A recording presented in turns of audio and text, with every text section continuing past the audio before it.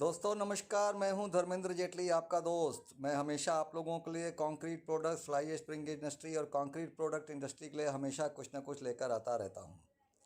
आज मेरा एक ग्रुप है, वाइब्रेशन टेक्नोलॉजी ग्रुप। तो उसमें मैंने एक क्वेश्चन डाला था कि कितने लोग इंटरेस्टेड हैं हार्ड एंड शाइन के बारे में जानने के लिए। और ये प्रेरणा मुझे मिली इस वीडियो को बनाने की। हमारे ग्रुप में एक मिस्टर रवि चंद्रा हैं, टेकलाइट ग्रुप के डिस्ट्रीब्यूटर हैं। Egg-laying machines, US based egg-laying machine का डिस्ट्रीब्यूशन करते हैं। बहुत ही शानदार मशीन है उनकी। और एक प्लांट में शायद बेंगलोर में 4 मशीनें उन्होंने दी भी हुई हैं। उनका वीडियो भी मुझे उन्होंने भेजा। तो आज बहुत से लोगों का इंटरेस्ट आया। मैंने 25 थम्सअप मांगे थे, 500 थम्सअप आए। तो उनकी प्रेरणा से मुझे लगा कि मुझे ये वीडियो बनाना चाहिए। तो देखिए, सबसे पहले तो इसमें बहुत सारे न्यू स्टार्टअप्स हैं और पुराने अनुभवी एंटरप्रेन्योर्स भी हैं। तो पहले तो आप समझो कि एडमिक्सचर क्या होता है, क्योंकि मार्केट में आप हार्डनर सुनते हो। 90% लोग एडमिक्सचर के नाम पे एक हार्डनर वर्ड का इस्तेमाल करते हैं। तो देखिए, हार्डनर और एडमिक्सचर ये दो अलग अलग शब्द हैं। हार्डनर किसी एक प्रॉपर्टी को डिस्क्राइब करता है। किसी भी केमिकल हार्डनर का मतलब होता है कि आपने जो प्रोडक्ट बनाया वो हार्डनेस उससे मिले। लेकिन हार्डनेस मिलने से ही उस प्रोडक्ट की सारी प्रॉपर्टीज़ नहीं आती हैं। तो पहले आप समझे एडमिक्सचर क्या होता है। हम जब भी कोई कंक्रीट या कंक्रीट प्रोडक्ट बनाते हैं तो उसमें सीमेंट, सैंड और एग्रीगेट्स लगते हैं। मतलब फाइन एग्रीगेट्स, कोर्स एग्रीगेट और सीमेंट। तो फाइन एग्रीगेट, कोर्स एग्रीगेट को बांधने के लिए एक बाइंडर लगता है। उस बाइंडर को आप चूना भी इस्तेमाल कर सकते हो, क्योंकि पुराने कई सदियों से चूना एक बाइंडर के तौर पे इस्तेमाल होता था। पुराने समय में जितने भी घर बनते थे, जब सीमेंट का आविष्कार नहीं हुआ था, तो बाइंडर के तौर पे चूना इस्तेमाल होता था। चूने के पहले लोग देसी तरीके से लेड वगैरह, जैसे खजुराहो के आप टेम्पल्स देखें तो उसमें सीसा पिघला के भी डाला जाता था 2 पत्थरों को बांधने के लिए।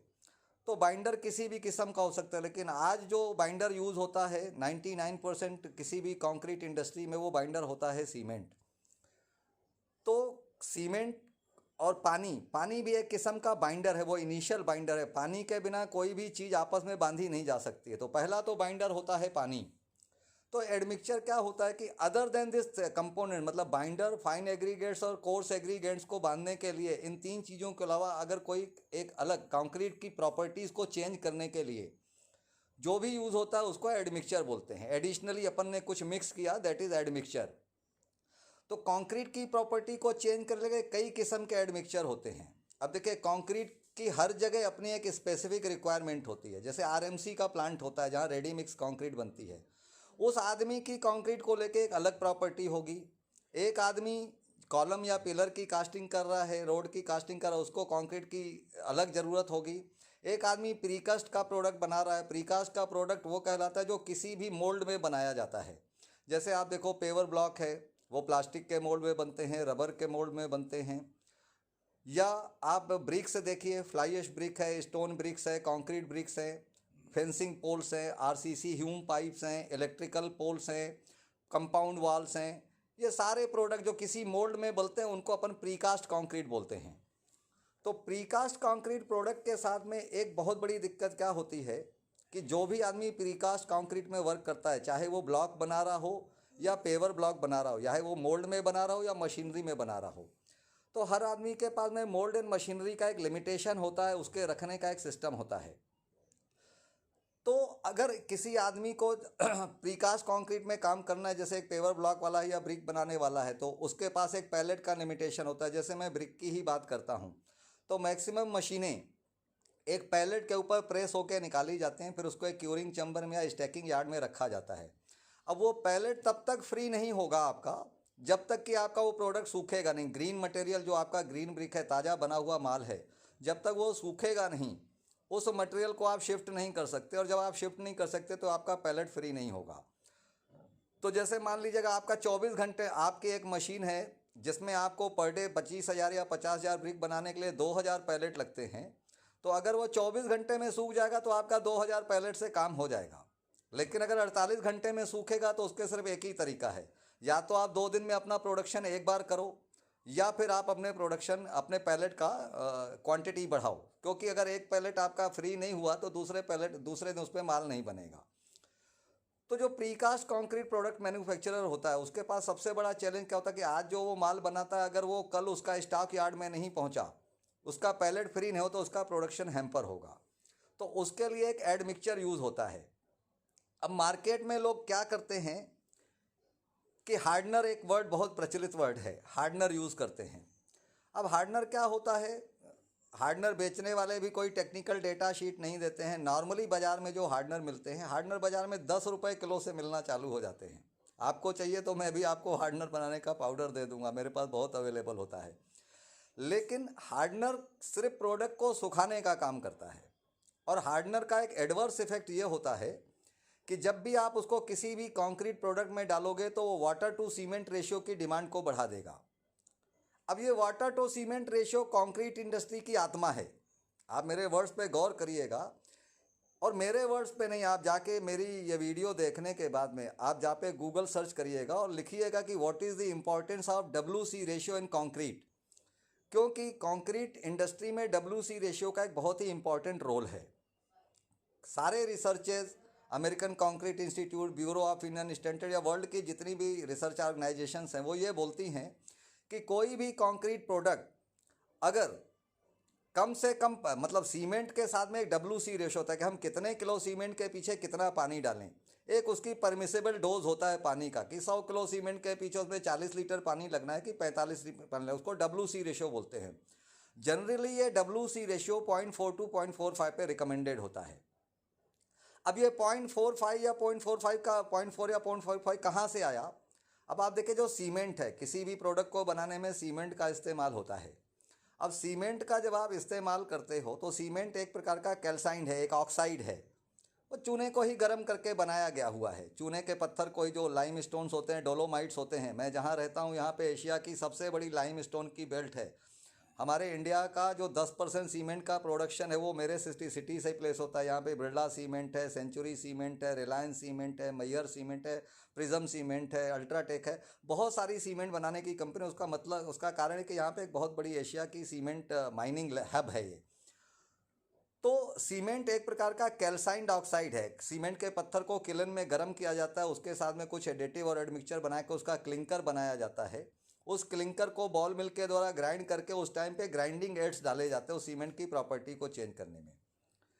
तो सीमेंट जब गर्म हो जाता है तो उसको कंप्लीटली हाइड्रेट होने के लिए, जो रिसर्चेस से पता चला है, 100 किलो सीमेंट को पूरी तरीके से हाइड्रेट होने के लिए 38 लीटर पानी का ज़रूरत होता है। पूरी तरीके से सीमेंट ठंडा हो जाएगा जब आप 100 किलो सीमेंट के पीछे 38 लीटर पानी बनाओगे। लेकिन होता क्या है, लेकिन आप 38 लीटर पानी से ज़्यादा पानी जब सीमेंट में डालोगे, मतलब आपने 100 किलो सीमेंट इस्तेमाल की और 38 लीटर से ज़्यादा आप जब पानी डालोगे तो होगा क्या, पानी अपनी जगह बनाएगा। क्योंकि सीमेंट उतने ही पानी को एब्जॉर्व करने की कैपेसिटी थी और 38 लीटर से ज़्यादा पानी अपने साथ में एब्जॉर्व नहीं कर सकता था। जब 38 लीटर से ज़्यादा पानी, 38 लीटर से ज़्यादा पानी उसमें डाला जाएगा कंक्रीट को बनाने के लिए 100 किलो सीमेंट के पीछे, तो पानी भी अपनी जगह बनाएगा गीली कंक्रीट के अंदर। लेकिन पानी एक सर्टेन पीरियड के बाद में उड़ जाएगा, इवापोरेट हो जाएगा। जब पानी इवापोरेट हो जाएगा तो अपनी जगह कंक्रीट के अंदर में छोड़ के जाएगा। उससे क्या होगा, कंक्रीट के अंदर में वॉइड्स पैदा हो जाएंगे, छेद पैदा हो जाएंगे। जब छेद पैदा होंगे तो क्या होगा, पोरोसिटी आएगा। पोरोसिटी के क्या डिसएडवांटेज हैं? एक तो आपके कंक्रीट का सबसे पहला जो इम्पैक्ट, जो वर्स्ट इम्पैक्ट पड़ेगा, जो एडवर्स इफेक्ट पड़ेगा, वो कंप्रेसिव स्ट्रेंथ को वीक करेगा। कोई भी पोरस चीज़ जब होगी आपके पास में तो वो इतनी स्ट्रेंथ नहीं देगा जितना कि एक सॉलिडिफाइड डेंसिफाइड कंक्रीट देगी। दूसरा, जब पोरोसिटी होगी उसके अंदर में तो क्या होगा, वो वाटर का एब्जॉर्शन भी उसके अंदर बढ़ेगा। तो जब बारिश होगी तो आप जिस भी प्रोडक्ट का यूज़ करो, अगर उसमें पोरस मटेरियल, जैसे मिट्टी का ईंटा आप देखो, वो पोरस होता है। उसमें किसी भी कल का मिट्टी के ईंटे को बनाने के दौरान में किसी भी किस्म का मैकेनिकल वाइब्रेशन या कॉम्पैक्शन यूज़ नहीं होता, तो मिट्टी का ईंटा पोरस होता है। इसीलिए आप देखो कि घर जब बारिश के टाइम पे मिट्टी के ईंटे की दीवार में बहुत ज़्यादा सीलन आती है, क्योंकि वो पानी को एब्जॉर्व कर रहा है।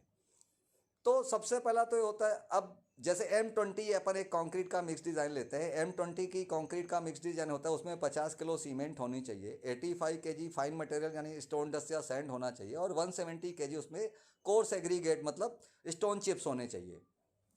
अब इस पूरे मटेरियल को, मतलब 50 kilo cement, 85 kilo stone dust या रिवर सैंड या और 170 किलो एग्रीगेट्स को आप जब मिक्स करोगे तो 0.38 रेशियो के हिसाब से इसमें 19 लीटर पानी डलना चाहिए। अब 19 लीटर पानी जब आप डालोगे तो आपकी कंक्रीट में बिल्कुल भी वर्केबिलिटी नहीं आएगी, वो सूखा सूखा सा माल होगा। उसमें वाइब्रेटर चलाओ, कॉम्पैक्शन चलाओ, कुछ भी कर लो, वो कंक्रीट कॉम्पैक्ट नहीं होगी। फिर जब आप मोल्ड से निकालोगे तो उसमें हनी कॉम्ब आएगा, जगह जगह छेद होगे कि उसमें कॉम्पैक्शन नहीं आएगा। तो क्या होता है, नॉर्मली साइट पे काम करने वाले, मेसन वर्क करने वाले लोग कंक्रीट में वर्केबिलिटी बढ़ाने के लिए, क्योंकि उसको फिर मेहनत भी बहुत ज़्यादा लगता है, तो फिर वो क्या करता है, उसमें पानी डालता है। पानी डालने के साथ ही कंक्रीट की सारी स्ट्रेंथ खत्म हो जाती है। वर WC ratio, once the WC ratio increase, the compressive strength will be decrease. तो सबसे पहले जो मैं आपको बताता हूँ, हार्ड एंड शाइन का जो इस्तेमाल है, जो मैंने पहले बोला था कि हार्ड एंड शाइन क्यों जरूरी है। हार्ड एंड शाइन सबसे पहले जरूरी इसलिए है कि आपकी कंक्रीट या कंक्रीट का प्रोडक्ट, आप फ्लाई ऐश ब्रिक बना रहे हो, कंक्रीट के ब्लॉक्स बना रहे हो, पेवर ब्लॉक्स बना रहे हो, कोई भी चीज़ बना रहे हो, तो किसी भी कंक्रीट प्रोडक्ट ले हार्ड एंड शाइन इसलिए जरूरी है क्योंकि सबसे पहला जो मूल मंत्र है कंक्रीट प्रोडक्ट को बनाने का कि उसका WC रेशियो प्रेस्क्राइब रहना चाहिए। तो हार्ड एंड शाइन आपको WC रेशियो को परमिसेबल डोज में मेंटेन करने के लिए, doses depend on the doses, उसको मेंटेन करने में आपको हेल्प करता है। तो सबसे पहला तो हार्ड एंड शाइन का फ़ायदा यह कि आपकी कंक्रीट पोरस नहीं बनेगी, कम पानी में भी आपकी वर्केबिलिटी रहेगी, तो कंक्रीट आपकी डेंसीफाई और सॉलिडिफाई बनेगी। दूसरा क्या होता है कि मैंने दूसरा डाला था कि हार्ड एंड शाइन के इस्तेमाल से कंक्रीट प्रोडक्ट बनाने में सीमेंट कम क्यों लगता है। सीधी सी बात है कि जब आप कंक्रीट प्रोडक्ट में पानी कम डाल रहे हो तो कंक्रीट वैसे ही डेंसीफाई हो जा रही है, वो पोरस नहीं है। जब वो पोरस नहीं है, डेंसीफाई नहीं है, तो उसके मॉलिक्यूल्स जो एटम्स हैं वो वैसे ही पास पास है, हाईली डेंस कंक्रीट बन रहे हैं उसको डालने के बाद में, उसमें पोरोसिटी नहीं है, तो कम बाइंडर में भी काम हो जाता है। मतलब मैं गारंटी से बोलता हूँ, या इस ग्रुप में मेरे बहुत सारे कस्टमर हैं, हो सकता है मेरे वीडियो के बाद में मेरी इस बात को एग्री भी करेंगे कि जो लोग पहले 100 किलो सीमेंट इस्तेमाल कर रहे थे अपने ब्रिक्स या ब्लॉक्स को बनाने के लिए, हार्ड एंड शाइन इस्तेमाल करने के बाद में उनका वो सीमेंट अब 85 किलो लगता है या 80 किलो लगता है, डिपेंड ऑन दी प्रोडक्ट। तो 15 से 20% सीमेंट तो आपकी वैसे ही बचती है। अब हार्ड एंड शाइन का जो डोज होता है, जो हम रिकमेंड करते हैं, वो 50 किलो सीमेंट के पीछे 200 ग्राम होता है। अब 200 ग्राम की जो कीमत होती है, मेरा प्रोडक्ट पूरे भारत में किसी भी प्लांट में आपके घर पे पहुंचा के 210 रुपये किलो होता है। उसका 70 kg का जार होता है 14,750 का, GST फ्रेट सब मिला के आपको टोटल लैंडिंग कॉस्ट पकड़ो तो 210 रुपये किलो होता है। आप 50 किलो सीमेंट अगर इस्तेमाल कर रहे थे, आपने 50 किलो इस सीमेंट ना इस्तेमाल करके आपने उसमें 43 किलो सीमेंट इस्तेमाल किया, आपने 15% सीमेंट रिड्यूस कर दी, मतलब आपकी 7 किलो सीमेंट बची। अब 7 किलो सीमेंट बचाने का मतलब कि हर जगह सीमेंट करीब करीब आप देख लो आज की डेट में तो वो 6 रुपये किलो है। तो 6 रुपये किलो की सीमेंट अगर आपने 7 kg बचाई तो आपका प्रोडक्ट 42 रुपये का आपका सीमेंट बचा, और 42 रुपये की आपने हमारी केमिकल डाल दिया। आपका कॉस्ट जरा भी नहीं बचा, बढ़ा। पर आप बोलोगे कि ठीक है, हमने हमारी सीमेंट बच गई, उतने का हमने केमिकल डाला, उसके अलावा क्या फ़ायदा हुआ। अब मैं बताता हूँ, आपका ये कॉस्ट का जो फैक्टर था, जो एक सबसे बड़ा प्रश्न है कि हमने 42 रुपये की सीमेंट बचाई और 42 रुपये का केमिकल डाला तो हमको क्या फ़ायदा हुआ। पहला फ़ायदा तो है कि आप 50 किलो सीमेंट डाल के भी जो कंक्रीट बना रहे थे उसमें वो स्ट्रेंथ नहीं आ रही थी। आप 42 किलो सीमेंट डाल के भी जो कंक्रीट बना रहे हो उसमें वो स्ट्रेंथ जो आ रही है वो आपके 50 किलो सीमेंट की अपेक्षा भी ज़्यादा ही आ रही है। दूसरा, डेंसीफाई जब प्रोडक्ट बनता है तो आप देखोगे आपके प्रोडक्ट की फिनिशिंग और उसका अपीयरेंस बहुत ही सुंदर हो जाता है। आप यूज़ करने, आप किसी को चाहिए तो मैं फ्री सैंपल भी भेज दूंगा, उसकी कोई दिक्कत नहीं है, तो आप अपने आंखों से भी देख सकते हैं प्रोडक्ट की फिनिशिंग बढ़ गई। अब जो लोग हाइड्रोलिक प्रेस में काम करते हैं, कोई पेवर बना रहा है, कंक्रीट प्रोडक्ट बना रहा है, तो जो हार्ड एंड शाइन का हम लोग तैयार करते हैं अपने रिएक्टर में, तो उसमें विस्कोसिटी मॉडिफाइंग एजेंट डालते हैं, उसको VMA बोलते हैं, viscosity modifying agents. Viscosity modifying agent क्या करता है, एक प्रकार से एक लुब्रिकेशन का काम करता है, it's a kind of lubricator. तो आप जो जिस मशीन से ब्रिक को प्रेस कर रहे हो, तो जो पंच बार बार आके ब्रिक को प्रेस करता है तो पंच में माल चिपकता है। अगर माल में विस्कोसिटी नहीं है, आपके कंक्रीट के मिक्सचर में अगर विस्कोसिटी नहीं है तो आपके मोल्ड में माल बार बार चिपकेगा। चिपकने से क्या होगा, आप हर 10 बार 20 पंच के बाद में आप मशीन को रोकोगे, उसकी ब्रशिंग करोगे, उस ब्रशिंग करने में आपका 2-3 मिनट जाएगा, उतनी देर में आपके 15-20 ब्लॉक्स बन सकते थे, 3-4 स्ट्रोक निकल सकते थे, हो सकता है आपके 50 ब्लॉक भी निकल, आपका प्रोडक्शन हैम्पर होता है और आपके लेबर का खर्चा बढ़ता है। तो पहला तो आपका एक फ़ायदा ये हुआ कि आपके प्रोडक्ट की सुंदरता बढ़ गई, और जो स्ट्रेंथ आपको 50 किलो सीमेंट में नहीं आ रही थी उससे ज़्यादा स्ट्रेंथ आपको 42 किलो सीमेंट डालने में आ रही है। तीसरा क्या होता है कि बड़े बड़े प्लांट होते हैं, कोई भी कंक्रीट प्रोडक्ट में होता क्या है कि अगर आप उसमें हार्डनर डालो तो हार्डनर नॉर्मली क्लोराइड बेस्ड ही होते हैं, बिना क्लोराइड के कोई हार्डनर नहीं बन सकता है, क्लोराइड हमेशा हार्डनर्स क्लोराइड बेस्ड होते हैं। तो जब भी क्लोराइड कंपोनेंट कंक्रीट में जाएगा तो जो कंक्रीट आपकी नॉर्मली बिना किसी एडमिक्सचर के, मान लीजिए 40 लीटर पानी डालने में काम हो रहा था, उसमें आपको 50 लीटर पानी का रिक्वायरमेंट हो जाएगा। लेकिन वो करेगा क्या, हार्डनर आप जब डालते हो किसी में तो माल को सुखा देता है। सुखाना और क्यूरिंग होना ये दो अलग अलग वर्ड हैं, इस चीज़ को आप हमेशा ध्यान रखें। कोई प्रोडक्ट आपका 24 घंटे में सूख जाता है जल्दी, इसका मतलब ये नहीं है कि उसमें हार्डनेस भी उतनी आ गई, वो सूख गया, ड्राई हो गया। आपने प्रोडक्ट को धूप में रख के भी सुखा सकते हो, जल्दी सूख जाएगा, पर धूप में सूखने से प्रोडक्ट की स्ट्रेंथ नहीं आती है। तो क्यूरिंग एक डिफरेंट प्रोसेस है। क्यूरिंग का मतलब क्या होता है कि जब सीमेंट में पानी डाला जाता है तो एक्सोथर्मिक रिएक्शन होता है, क्योंकि जैसे आप चूने में पानी डालते हो तो चूना गर्म होता है, ऐसे ही सीमेंट में जब पानी डाला जाता है तो सीमेंट भी गर्म होता है। जब सीमेंट गर्म होता है तो उसके अंदर में जो एक रिएक्शन चल रहा होता है उसको बोलते हैं सिलिका जेल प्रोसेस। सीमेंट के अंदर में जो कंपोनेंट्स होते हैं उसमें CSH gel, calcium silicate hydrates का एक जेल बनना तैयार होता है। तो उस दौरान अगर टेम्परेचर को आपने कंट्रोल नहीं किया, इसीलिए सलाह दी जाती है कि कंक्रीट प्रोडक्ट बनाने के बाद उसको आप क्यूरिंग करो, पानी से तराई करो, क्योंकि उसका टेम्परेचर बढ़ रहा है और ये साइकिल 28 दिन तक चलती है। जो CSH जेल बनने की प्रोसेस होती है, अगर आप केमिकल कुछ भी नहीं डालते हो, कोई भी उसमें एडमिक्सचर नहीं डालते हो, तो ये सर्किल से साइकिल करीब करीब 28 दिन तक चलती है।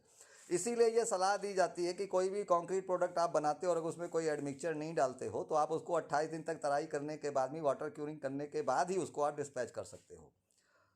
होता क्या है कि जब आप हमारा हार्ड एंड शाइन डालते हो तो हार्ड एंड शाइन में जो हमारा केमिकल का बेस होता है, आप गूगल में जाके सर्च करना, एक केमिकल होता है जिसके बेस से हम इस केमिकल को तैयार करते हैं। वो बेस होता है polyethylene glycol, PEG 4000, PEG 18,000, different grades होते हैं, डिफरेंट उसके यूजेस होते हैं। PEG is a first self curing compound in the world.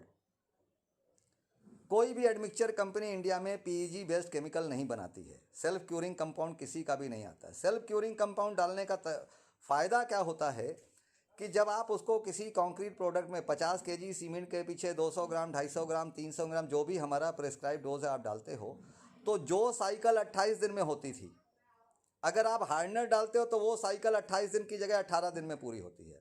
लेकिन अगर आप हार्ड एंड शाइन डालते हो तो वो साइकिल 24 घंटे में पूरी हो जाती है। उसकी जो मैक्सिमम स्ट्रेंथ आनी थी, अगर आपने M10 का क्यूब बनाया था, M10 की कंक्रीट बनाई थी, तो वो जो स्ट्रेंथ 28 दिन में गेन करता, वो स्ट्रेंथ आपको 24 घंटे में गेन हो जाती है। लेकिन आप 24 घंटे बाद क्यूब टेस्ट में करोगे तो हो सकता है आपको M10 का रिजल्ट नहीं मिलेगा, वो आपको 48 घंटे बाद या 72 घंटे बाद मिलेगा, क्योंकि उस प्रोडक्ट के अंदर में मॉइस्चर होता है। वो मॉइस्चर जब तक इवापोरेट नहीं हो जाएगा, क्योंकि ये मेरा प्रोडक्ट क्यूरिंग कंपाउंड है, वाटर को लॉक करके रखता है अंदर में, लेकिन हार्डनेस को, CSH जेल की जो कंप्लीट साइकिल है उसको 24 घंटे में पूरा कर देता है। जो कैल्शियम सिलिकेट हाइड्रेट्स उसमें बन रहे थे, क्योंकि 24 घंटे तक ही उस टेम्परेचर को मेंटेन करके रख देता है, तो बिना क्यूरिंग के वो जो 28 दिन में आपकी कंक्रीट पकती थी वो 24 घंटे में पक जाती है। इसलिए मेरे केमिकल से बना हुआ प्रोडक्ट, आपके हार्ड एंड शाइन से बना हुआ प्रोडक्ट 24 घंटे में ही फिनिश हो जाता है और आप उसको 48 से 72 घंटे में अपने मार्केट में डिस्पैच कर सकते हो, without breakage, without wear and tear, without any losses. तो इसका फ़ायदा क्या होता है कि अगर आप किसी प्रोडक्ट को बना के 28 दिन तक स्टॉक यार्ड में रखते हो तो 28 दिन की वर्किंग कैपिटल ही करोड़ों की हो जाती है। लेकिन आप कोई प्रोडक्ट आज बना के और 24 घंटे, 48 घंटे के बाद आप डिस्पैच कर देते हो तो आपकी वर्किंग कैपिटल 30 दिन की जगह 2 दिन की ही इन्वॉल्व होती है। उतने रुपए के ब्याज से ही केमिकल का खर्चा हो जाता है।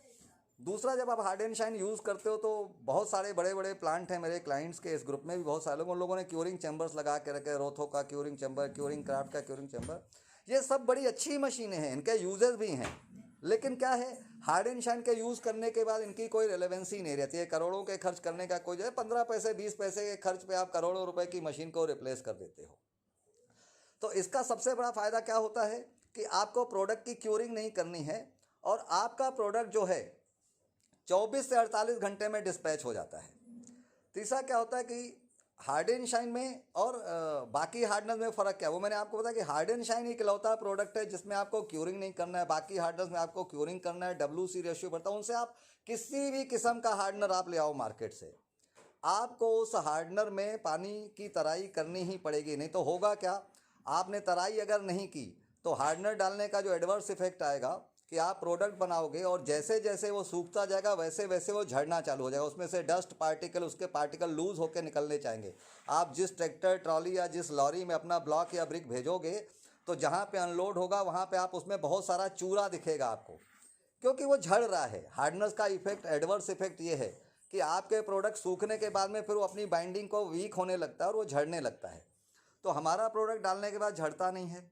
दूसरा, 24 घंटे में वो इतना स्ट्रेंथ हो जाता है कि जब आपका क्यूरिंग चैम्बर से या स्टैकिंग यार्ड से आप बंडलिंग के लिए उसको लेके आते हो तो स्ट्रिपिंग के दौरान, बंडलिंग के दौरान जो कॉर्नर चिप ऑफ हो जाते हैं, जो टूटते हैं, वो टूटने का भी झंझट खत्म हो जाता है। तो ये एक बहुत ही वर्साटाइल प्रोडक्ट है और बहुत सारे लोगों ने आज मेरे को थम्सअप किया, तो मैंने आपको ये शॉर्ट ब्रीफिंग है, हालांकि ये 20 मिनट की हो गई। मेरा प्रोडक्ट ऐसा कि अगर मैं 20 घंटे भी बोलूँगा इसके बारे में तो शायद वो समय कम पड़ जाएगा। और प्रोडक्ट का कलर और एफ्लोरोसेंट को कम कर। दूसरा, जो आप लोग पिगमेंटेड कंक्रीट बनाते हो, जैसे कुछ लोग पेवर्स बनाते हैं तो मोल्ड में बनाते हैं, जब आप मोल्ड से निकालोगे तो 24 घंटे में ऐसा प्रोडक्ट निकलेगा कि बिल्कुल टनटनाता हुआ, स्ट्रेंथ, शानदार स्ट्रेंथ। आप उसको सेम डे प्रोडक्ट को यूज़ कर सकते हो पेट्रोल पंप में या कहीं पे लगा के। जो लोग कलर्ड कंक्रीट बनाते हैं, अगर आप हार्डनर डालोगे, क्लोराइड बेस्ड हार्डनर डालोगे, तो आप लाल रंग का पेवर बनाओगे, वो पिंकिश हो जाएगा, उसमें स्पॉट आ जाएंगे, उसमें वाइट स्पैच, क्योंकि फ्लोरोसेंट क्रिएट करेगा, क्योंकि उसमें क्लोराइड है। मेरे प्रोडक्ट में क्लोराइड कंटेंट नील होता है, इसलिए हार्डनेस के साथ साथ क्यूरिंग भी हो जाता है और फ्लोरोसेंट नहीं आता। तो आपने लाल डाला था तो आपका पेवर लाल ही निकलता है। प्लस उसमें एक ग्लॉसी फिनिश आता है, क्योंकि मेरे प्रोडक्ट में विस्कोसिटी मॉडिफाइंग एजेंट है, एक चिकनाई जैसा एक पदार्थ है, तो वो प्रोडक्ट के सरफेस के ऊपर में हाई डिस्पर्शन हो जाता है, तो एक चमक क्रिएट करता है। अगर आप टॉप लेयर में आप डालते हो तो आप देखोगे आपके प्रोडक्ट लेयर में एक ग्लॉसीनेस आता है, एक चमक आती है, जो प्रोडक्ट की ब्यूटी को बढ़ाता है। तो ये मेरे प्रोडक्ट के कुछ नटशेल में मैंने आपको फ़ायदे बताए, तो एक बार आप लोग ज़रूर यूज़ करें। और बहुत सारे लोग इस ग्रुप में यूज़ भी कर रहे हैं, और जो लोग ट्रायल करते हैं तो 4 दिन के अंदर मेरे प्रोडक्ट का ऑर्डर भी करते हैं। तो मैंने ये छोटी सी जानकारी आप लोगों के साथ शेयर की है। मुझे उम्मीद है कि आप लोगों को बहुत पसंद आई होगी। बहुत बहुत धन्यवाद, शुक्रिया।